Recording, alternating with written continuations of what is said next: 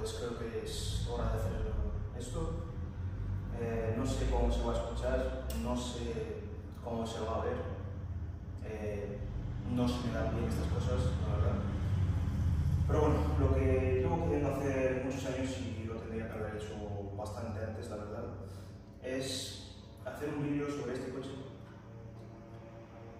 sobre mi Lexus LS400 del año 97, sobre mi experiencia de cómo es tener un coche que, bajo mi opinión, cambió el mercado de los coches de lujo, sobre todo en los años 90 cuando salió. Cómo es tener un coche que tiene mi edad, que tiene 26-27 años, un V8 aspirado de gasolina, un coche muy raro de ver en España. Cómo es ser dueño de él, conducirlo, mantenerlo, cuáles son los costes y un poco cómo es la experiencia en sí. Antes de nada, este coche por desgracia está a la venta y está prácticamente vendido. Hay bastante gente interesada en él, pero creo, si no falla alguna cosa, que hay una persona que está deseando importarlo a Rumanía, que está dispuesto a pagar lo que pido por el coche. Estamos esperando confirmación de los transportistas para saber si voy adelante con ellos, si me tengo que acercar al tráfico para declarar el coche como darlo de baja permanente para la exportación, porque obviamente necesito saber que es una venta que con la que se va a proceder hasta el final para hacer eso. Y es una cosa que a mí me duele mucho. La verdad, este ha sido el segundo coche que yo he comprado cuando tenía poco más que, creo que no había cumplido los 22 años. Entonces lleva conmigo casi 5 años y por eso quiero hablar un poco sobre mi experiencia y cómo ha sido y sigue siendo tener un coche así.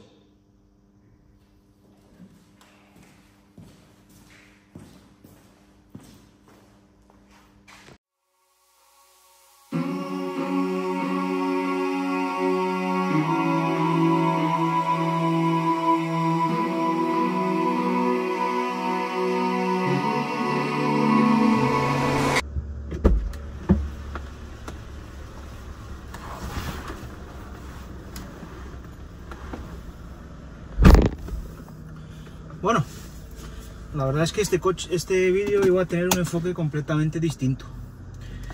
Cuando lo empecé hace una hora, mi idea era hacer un pequeño vídeo que sirviera para despedirme un poco del coche, porque estaba prácticamente vendido. Estaba palabrado con un señor, como dije, que se lo iba a llevar a Rumanía. Así que decidí hacer un pequeño vídeo sobre el coche para tenerlo de recuerdo, para hablar un poco sobre él antes de que se lo llevasen. Y la he cagado, la verdad. Es la primera vez desde que tengo este coche en la que hago un error tan tonto, sin ningún tipo de motivo. Después de lavar el coche, así en la rampa del garaje de mi casa, con la manguera del jardín, decidí volver a meterlo en el garaje porque me acordé de que lo puedo secar con la aspiradora, porque es una aspiradora que echa también aire, como si fuera un compresor, digamos. Y digo, ¿para qué voy a estar con las bayetas y tal secándolo cuando puedo soplarlo con la aspiradora? Y lo que hice fue subirme al coche con las zapatillas completamente mojadas, y al intentar ajustar el coche para meterlo recto en el garaje, le di un golpe en la pared. Y ese golpe en la pared ha rayado el parachoques, ha rayado y ha doblado un poquito la aleta, y lo que más duele es que ha roto el indicador derecho de la señal, que me había costado bastante tiempo conseguir un set de estos claritos, aunque sean de la marca Depo y no sean originales. Me parece que se ven mucho más bonitos que los que llevan naranja de fábrica. Y bueno, no se encuentran en Europa, los tuve que importar de Estados Unidos, bla bla bla. Así que he tenido un poco una revelación, digamos. Obviamente no puedo vender el coche así. El coche estaba parado con una persona, el coche estaba en las condiciones que estaba y ahora pues ha dejado de estar. Y ahora me surge una duda bastante curiosa. Te puedo hacer dos cosas. Puedo llamar a la persona, al comprador, y decirle, oye, mira, esto es lo que ha pasado, lo podemos arreglar aquí, lo pago yo y te envío el coche, aunque tarde un par de semanas más. O te lo puedes llevar así, te descuento una parte del precio de venta y es lo que hay. Y la tercera opción es no vender el coche. Yo la verdad que no creo mucho en señales del destino ni en casualidades, pero la verdad es que he intentado vender este coche unas 3 veces desde que lo tengo, porque a veces me había aburrido, no sabía apreciar lo que tengo, otras veces había echado ojo a otros coches, a otros proyectos que me hubieran gustado tener, y siempre me he echado para atrás, siempre ha pasado algo. De hecho, la última vez que lo quise vender,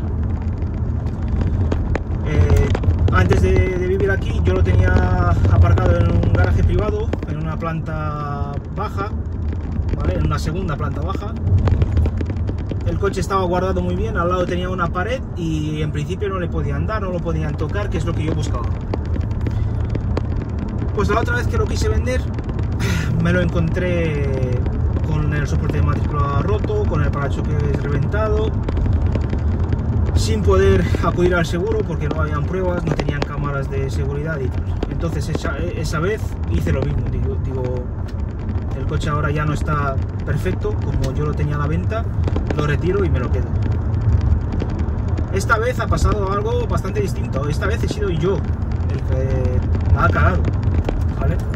Es vergonzoso, pero lo tengo que reconocer. Soy una persona, creo que tiene bastante experiencia conduciendo. He sido camionero durante muchos años.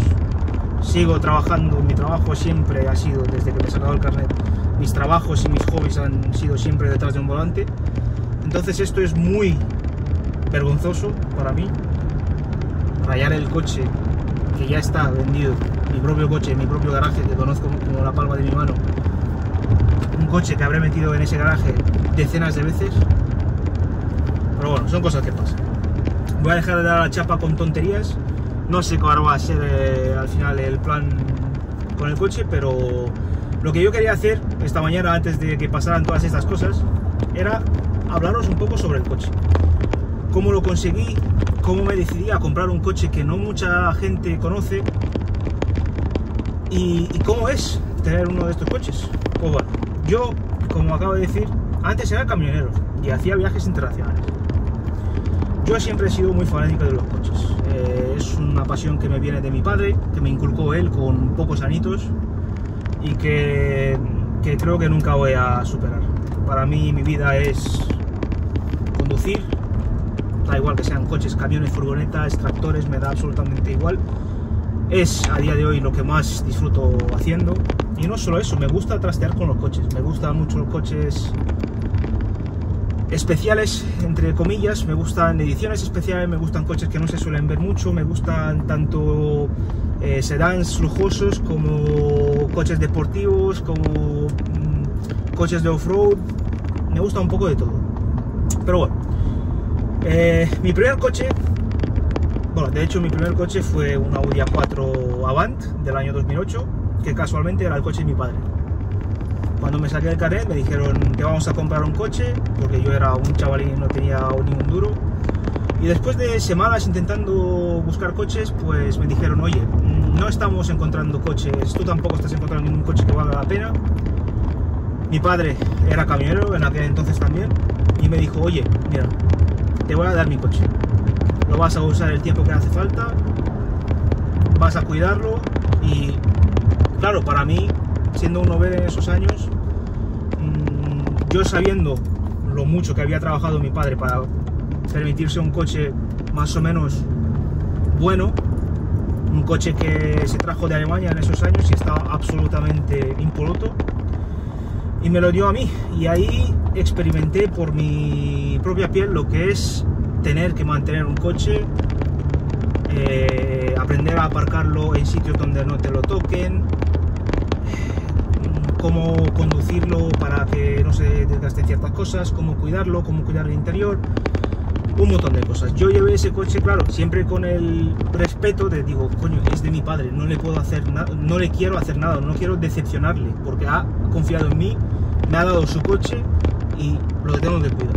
Bueno, la verdad que ese coche lo disfruté mucho, lo seguimos teniendo en la familia, 200.000 kilómetros más tarde, y ahí sigue dando guerra. Y bueno, después de eso, el primer coche que me compré fue un Honda Civic FN2, ¿vale? Un 1.8 VTEC con 140.000 kilómetros, que solo tuvo un dueño. Ese coche la verdad que estaba absolutamente perfecto, me encantaba, tenía consumos muy bajos para aquel entonces, siendo en gasolina, tenía un consumo de 6,5 litros a los 100 más o menos. Lo que pasa es que después de unos 6 meses quería más. Tenía la sensación de que el coche era un poco demasiado lento, de que la suspensión era un poco demasiado dura, no era un coche tan refinado. Claro, yo sin saber mucho de coches por aquel entonces, o sea, yo sabía mucho de teoría, pero aún era muy joven, no había conducido muchos coches, no tenía tanta experiencia, y decidí venderlo. De hecho, vendí ese coche en un par de días y luego estuve sin coche un par de meses. Hasta que un día estaba en Polonia, de viaje con el camión, y yo vi este coche a la venta. ¿Cómo sabía yo lo que era un LS? Por casualidad, por vídeos de YouTube. Había visto un vídeo, el típico vídeo de... Bueno, el típico no, el mítico vídeo del Lexus LS 400 de Estados Unidos, que era de Matt Farah, que le habían hecho 1.000.000 de millas con el motor original. Y yo cuando vi ese coche, pues me causó mucha intriga, me puse a investigarlo y claro, cuando descubrí la historia de estos coches, que Toyota los había hecho con el propósito de destronar a los alemanes en aquellos años como los reyes de los coches de lujo, de los sedans de lujo, ¿vale? Este coche se hizo a finales de los años 80, es lo que fundó la marca Lexus, ¿vale? A los ingenieros se les dio un cheque en blanco y la única misión era destronar al Clase S, destronar al Serie 7 por unos precios mucho más ajustados. Y lo consiguieron. Fue un coche que valía, a principios, fue un coche diseñado prácticamente para el mercado de Estados Unidos, un coche que valía entre un 30 y un 40% menos que un Clase S de la época, tenía más prestaciones, estaba construido mejor, era más seguro, era bastante avanzado en cuanto a tecnología, aunque este es un segundo restyle. Ha cambiado bastante el interior, del modelo del 89 al modelo del 97, ha cambiado bastante el exterior también, pero bueno, la esencia era ahí. Un motor de 4 litros de gasolina, que ha sido fabricado con un nivel de detalle increíble, con unos costes enormes. Uno de los pocos motores que se ha montado en un coche que está certificado para que sea montado en un avión, motores que llegan al 1.000.000 de kilómetros sin problemas, solo con mantenimientos básicos. Y entonces, claro, os podéis imaginar, ahí en el 89, cuando se presentó este coche, empezó un poco la guerra. Los alemanes estaban acostumbrados a tener el dominio de esa gama de coches. Por aquel entonces los japoneses estaban dando un poco de guerra con los coches prácticos que económicos, y claro, no tenían un coche de lujo, una berlina de lujo que venda en los mercados extranjeros.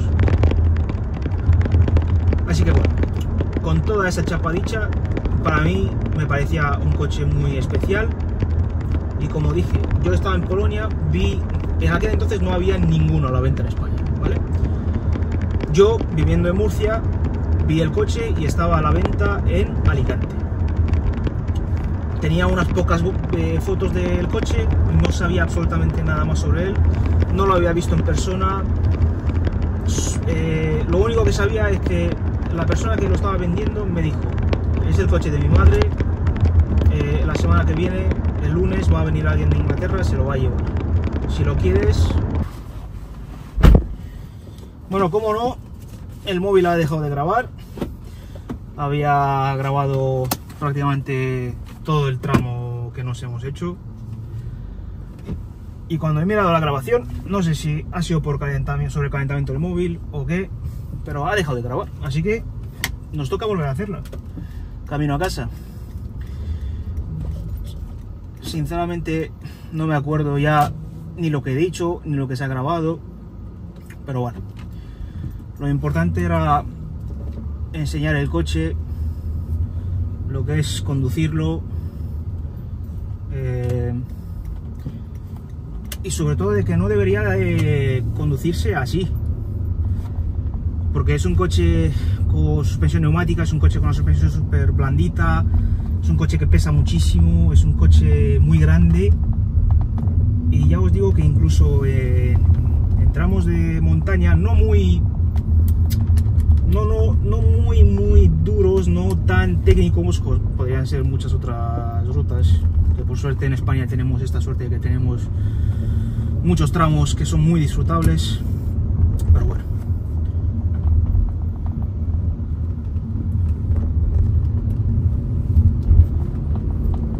solo quería enseñar que el coche se puede conducir por sitios así también y se puede disfrutar mucho si no pillamos tráfico, claro.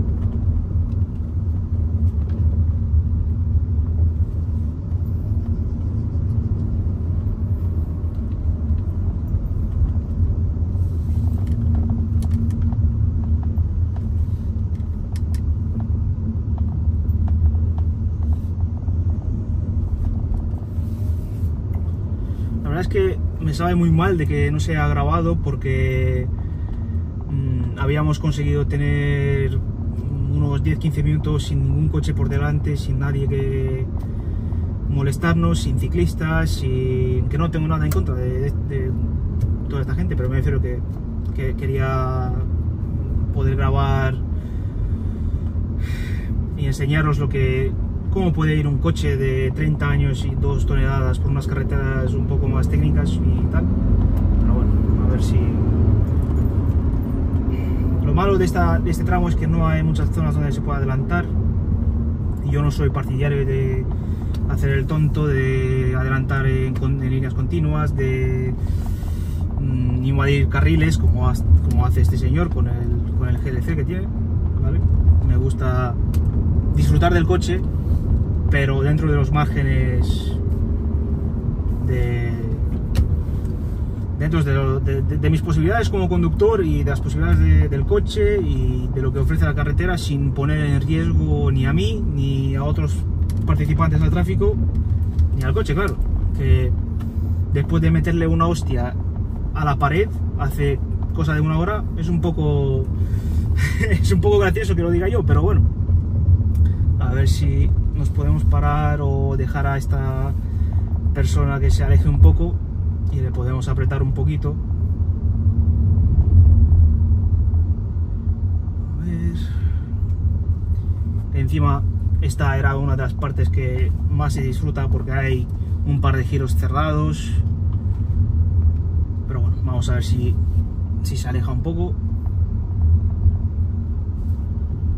No nos viene nadie por detrás, es un domingo, a la hora de comer no hay mucha gente en las carreteras. La verdad es que es una cosa que se puede disfrutar mucho, la verdad.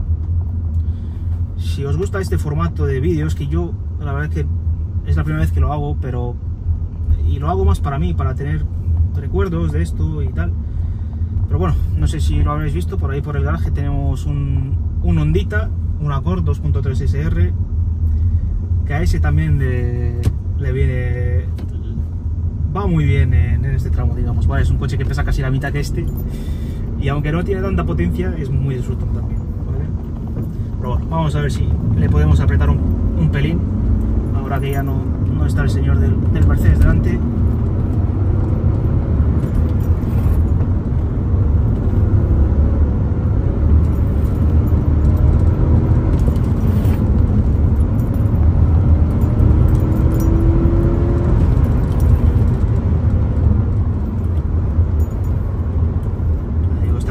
Es una maravilla, la verdad. Mirad, es que no hay ni un gramo de subviraje en el coche, no tenemos que invadir el carril, lo estamos llevando a 6-7 décimas, no estamos apretando tanto como para que sea peligroso ni para que sea incómodo, pero sí para disfrutar del coche.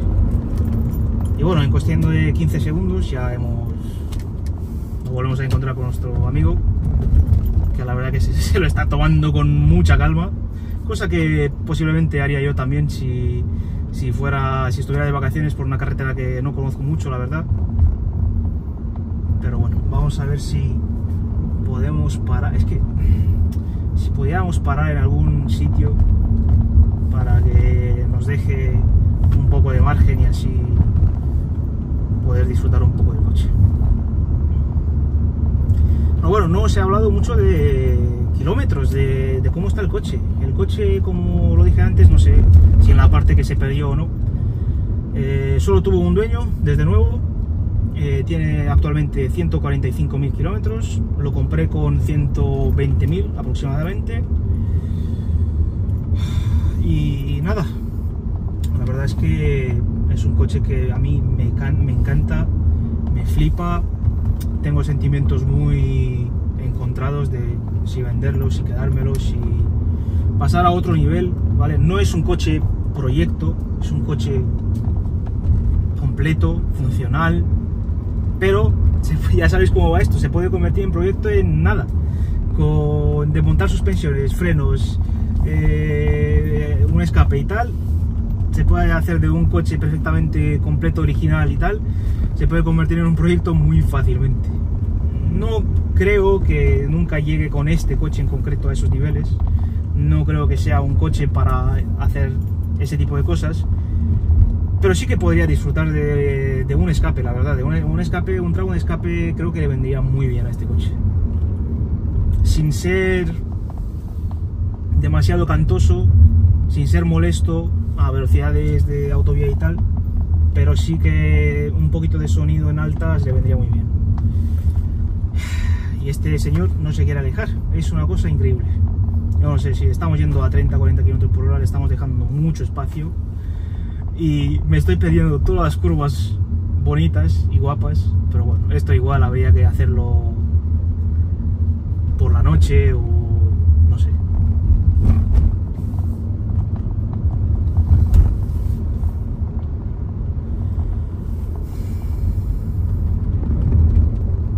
También me gustaría tener un micrófono para que el audio sea mucho mejor, igual una GoPro o 2 o 3 camaritas para poder grabar diferentes ángulos, diferentes tal.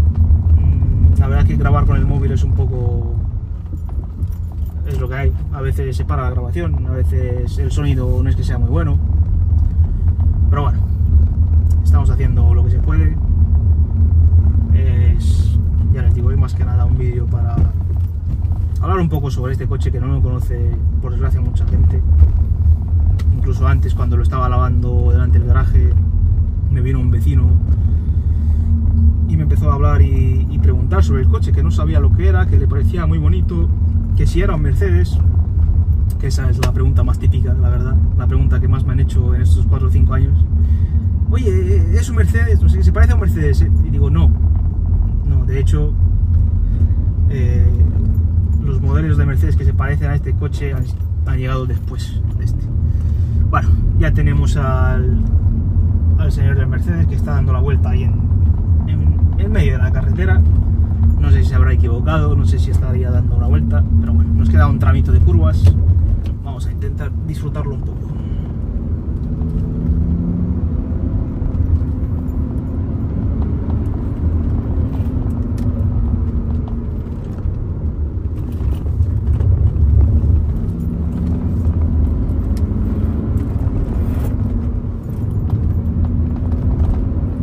Mantenemos en nuestro carril. Intentamos ser cautelosos en las curvas sin visibilidad. Perdemos un poco de tracción ahí. Se viene el túnel.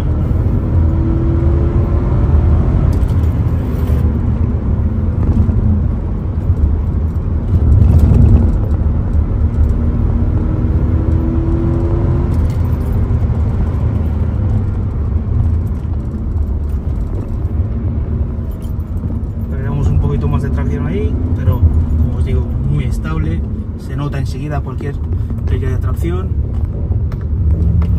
Se nos va un poco el culo aquí.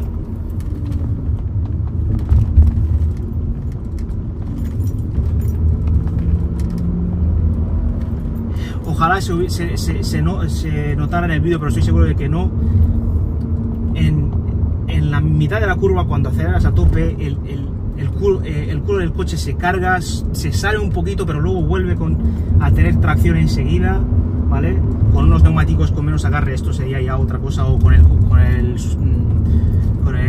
asfalto húmedo sería ya un descontrol, pero en estas condiciones la verdad es que, mira, incluso aquí, se planta todo el peso en el eje exterior y agarra como vamos.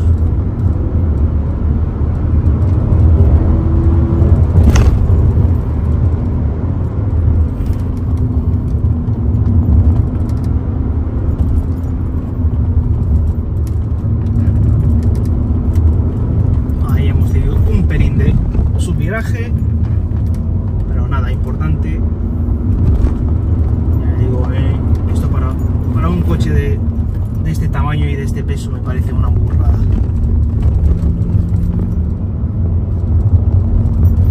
Pero es eso, es un coche para llevar a 6-7 décimas, pasártelo bien, pero sin exagerar, sin calentar los frenos, sin matar los neumáticos, sin tener que frenar al 100% en cada curva.